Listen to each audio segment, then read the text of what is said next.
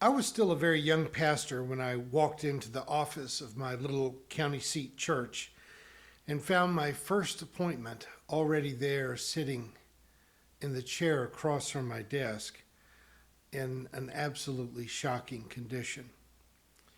Her face was bruised, her nose was broken, her breath was labored due to broken ribs, and she could barely walk due to multiple injuries to her legs and feet.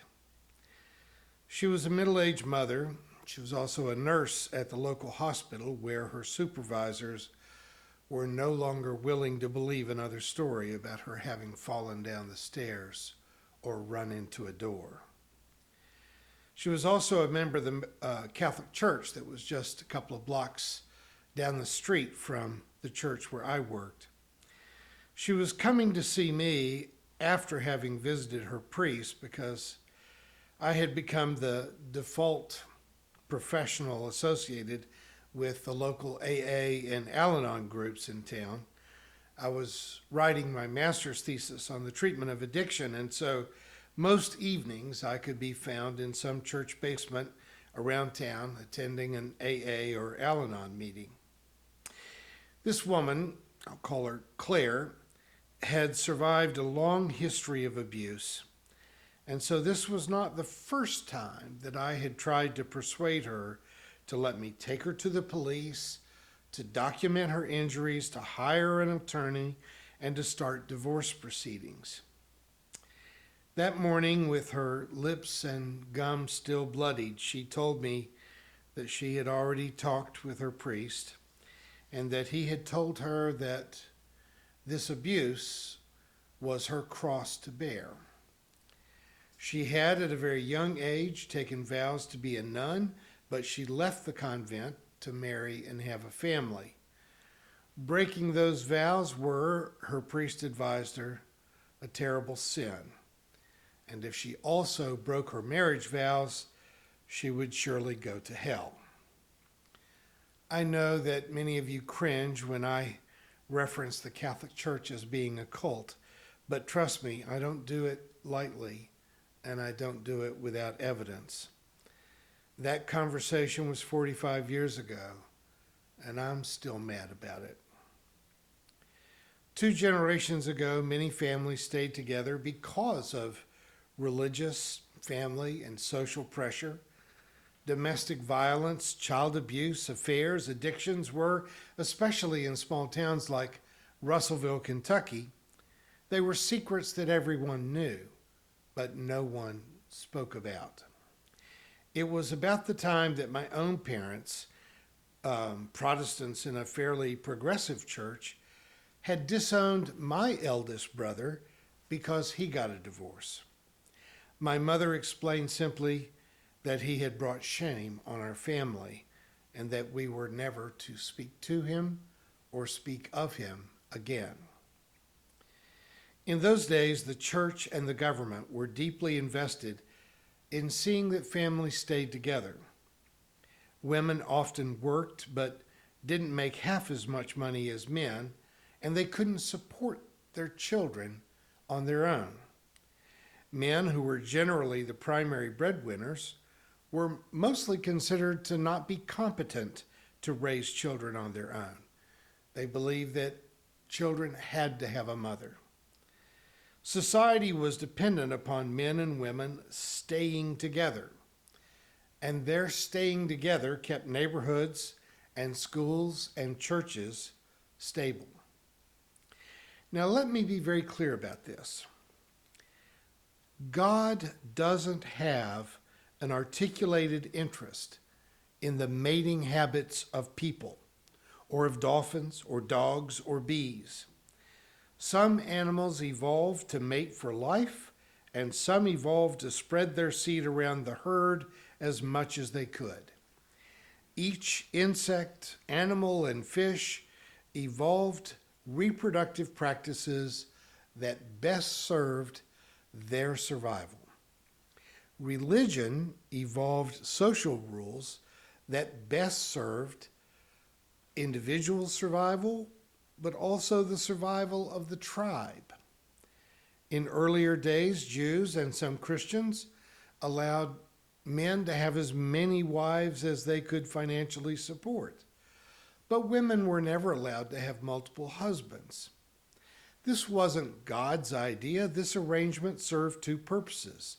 The first was that they needed to have as many children as possible to compete with neighboring tribes. And because land ownership passed from one generation of males to the next generation of males, they always needed to know who the father of a particular child was. Notice in the Hebrew Bible that a woman could be put to death for adultery, but men got a fine, if not some sort of congratulations, for their sexual conquest. God certainly was not and is not a misogynist, and if you think about it, God has no more vested interest in the mating habits of humans than God does in the sex lives of rabbits and cats. Society's needs evolve, and so religious rules around marriage have also evolved. Modern changes in agriculture, manufacturing, employment, and even the judicial rules set our society up for rapid change in the 20th century. People live longer, much longer than their child-rearing years. Women found a place in the workforce largely because of the needs of World War II, and then they lobbied for changes in wages, working conditions, and demanded changes to judicial issues like child support and child custody. I was still serving that little county seat church when the first documentary series about child sexual molestation was aired. I didn't even own a TV at the time, so I didn't see the documentary, but I sure felt the impact of it as men and women in their 70s and 80s began coming to my study for counseling appointments to tell me about the incest that they had survived as children, about back alley abortions, about being threatened to be murdered by a father, an uncle, or a neighbor if they ever told anyone what had been done to them. Churches finally began to find violence and addiction to be less tolerable than divorce.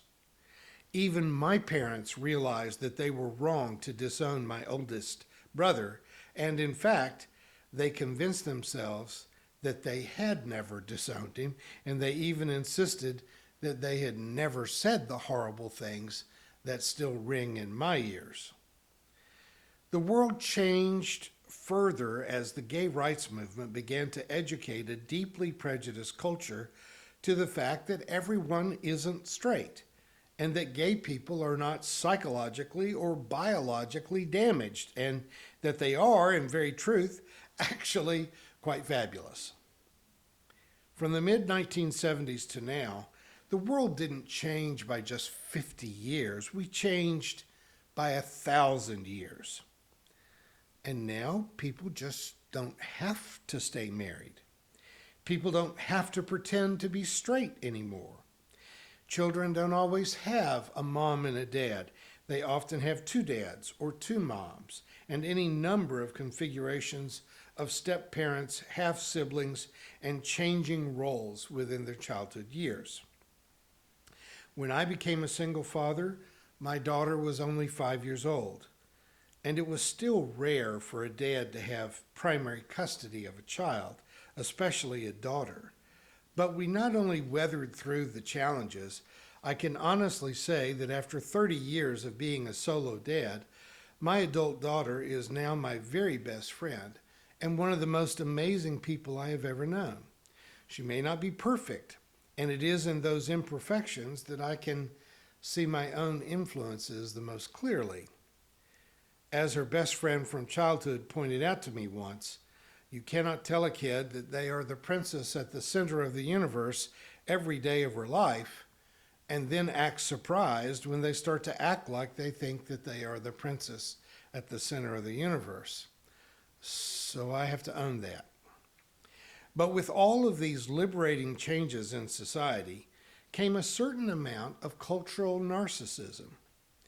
Most of us in the progressive religious world do not fear judgment, and we are not easily manipulated by guilt. I suspect that very few of us actually believe in the existence of an afterlife, either in heaven or hell. Faith for us is a teaching tool about how to live, not a coercive, threatening power that holds out salvation from hell or keys to the gates of heaven. We are not bound by family expectations the way we once were, and financial insecurity is not the issue it once was, nor is religious guilt or judicial coercion. The person that we thought we were getting married to and were going to spend our entire lives with is no longer a necessary covenant. It can easily and quickly be severed. As a pastor, I had a short list of fatal issues that made divorce seem like a viable option. Violence, domestic violence against a partner or a child, infidelity, addiction, fiscal irresponsibility, or serious mental illness. But other than those 5 things, I could be fairly inflexible with people who came to me saying that they just were not happy or that they no longer felt the kind of attraction to their spouse that they once did. It seemed to me that being liberated from an obligation to stay in a toxic relationship or to feel it necessary to pretend to be straight when you just weren't, that these wonderful forms of liberation had become opportunities for, do you mind if I say it frankly? They had become opportunities for just being kind of lazy or indifferent or selfish or outright narcissistic. Now, I've been single for more than 30 years, but there was never a time in my life that I would not have preferred to be in a mutually meaningful partnership. And it always was like a twisted knife in my gut when someone came to my office to tell me that they wanted to leave a very loyal partner in order to find more fulfillment with someone new. In my estimation, it's not that divorce is so wrong, it's rather that staying with the same person for a long time is a noble and good thing for you, for your spouse, for your children, but also for the society. Some of you may have to feign disbelief when I confess that I am evidently not all that easy to get along with. I've dated, I've tried to make relationships work, especially after my daughter went off to college and was able to make her own way in the world.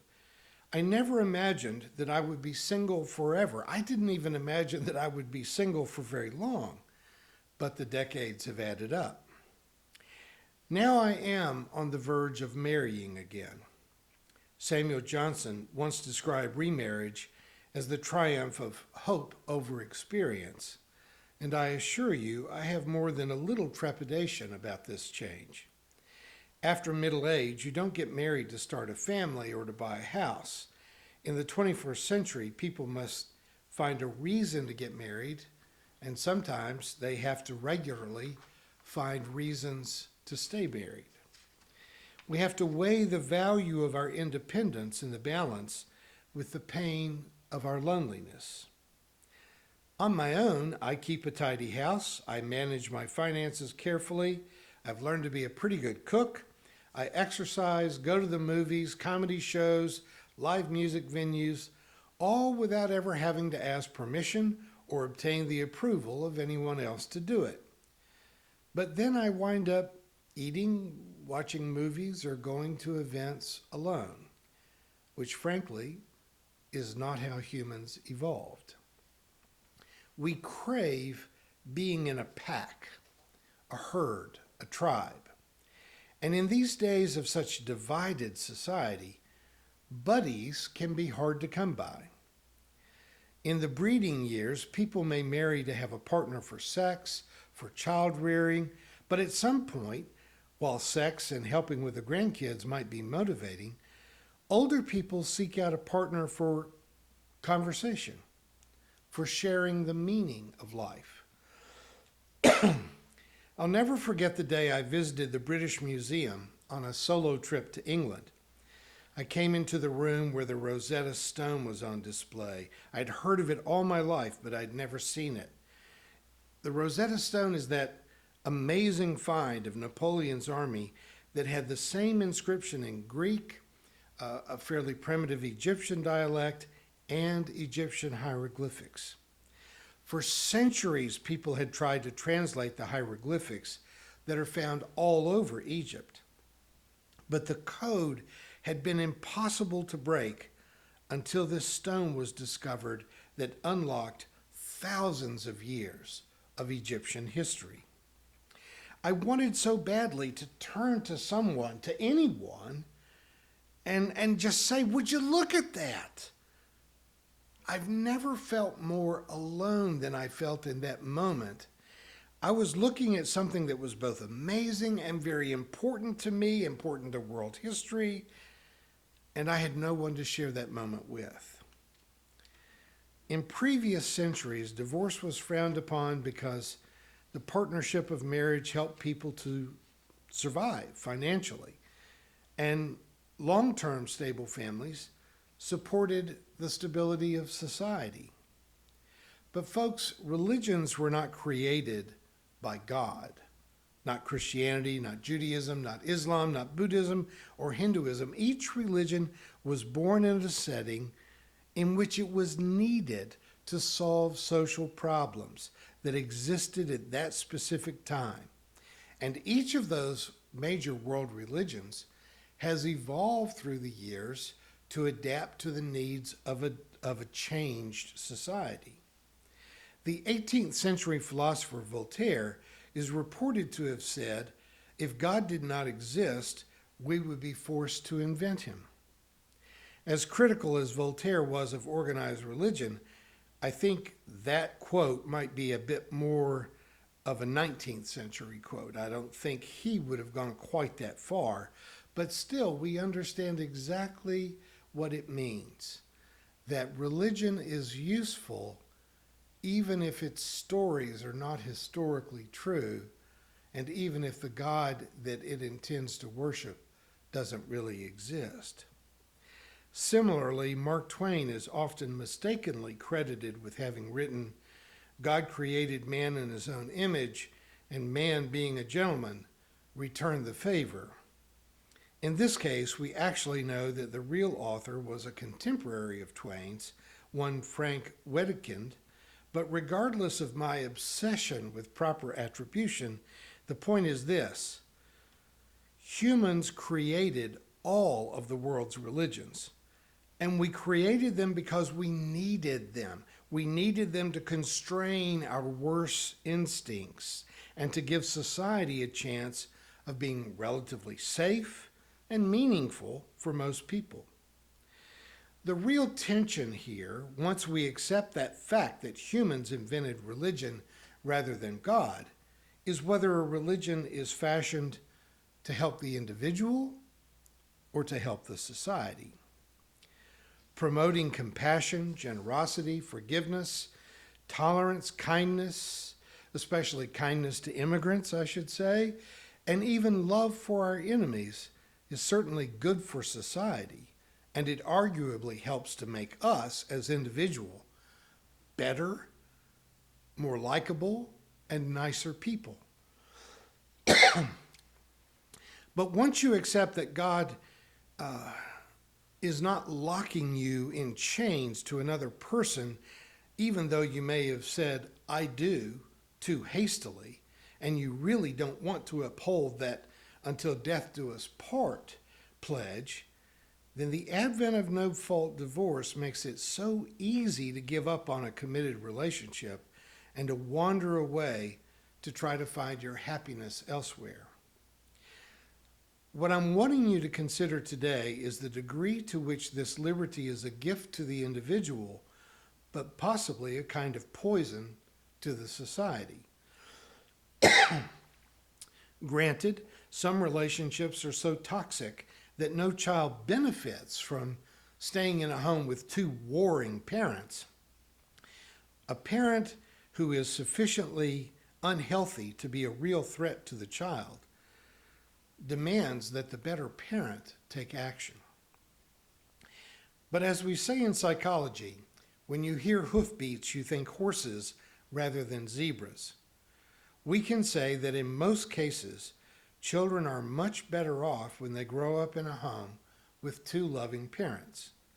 And sometimes a responsible parent must put their own pursuit of happiness on hold in order to help to provide that two-parent environment for kids. And in the case of older people who become disabled, either mentally or physically, while their spouse has the legal right to escape the responsibility of managing their care, casting that disabled person onto the society is both cruel to the individual and cost prohibitive to the society. Years spent together should mean something, and some personal sacrifice in the end may be the gift that you give to the person who did years ago hold your hand in the British Museum while you looked at the Rosetta Stone, and a gift to a society that may not be able to devote sufficient resources to do what you do not want to do. I still believe that religion's primary purpose is to make us better people, and a society filled with better people naturally becomes a better society. I'm one of those ministers who will never tell you that you have to do something to escape the flames of hell, especially since I don't believe hell exists. But I am a minister who might tell you to try not to be such a selfish jerk. I may say that more colorfully when I'm not on camera. If you're lucky enough to share your home, your bed, your breakfast table, and your pension with another person, then I'm saying that you should do your very best to be good to that person. Love grows best in a soil of forgiveness. So accept their minor irritations and try to focus on the fact that they have been willing to put up with your crap for years. After all of these years of being single, I will soon be married again. I've told people that I've finally met the person who checks all the boxes of what is important to me. And by that, I mean primarily that she is willing to put up with my crap. And that is both amazing and sufficient.